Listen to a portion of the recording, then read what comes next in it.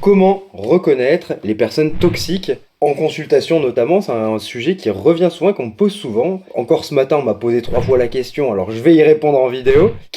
Comment on fait pour les reconnaître? Parce qu'il faut bien comprendre, c'est que dans une salle de consultation, malheureusement, plein de fois ça passe entre les mailles du filet. J'ai l'impression que comme avec certains profils un peu sur le versant psychopathie, après je suis pas l'expert du DSM et j'ai pas la volonté de l'être non plus, mais il y a une chose qui est sûre, c'est qu'il faut passer du temps avec et qu'il y a des symptômes et des détails qui ne trompent pas. Et un comportement qui va paraître anodin ou naturel chez quelqu'un sera toxique chez une autre personne. Ça va aussi dépendre du contexte dans lequel les choses sont dites. On ne peut pas dire il a dit ceci, donc il est cela. Il a dit ceci, dans quel contexte, pour quelle raison, face à qui il avait en face. Tu vois, il y a tous ces éléments-là à prendre en compte, mais avec le temps ou quand on l'a vécu, quand on est sorti et quand on a appris à le reconnaître, on le repère en un claquement de doigts, ça se voit comme le nez au milieu de la figure.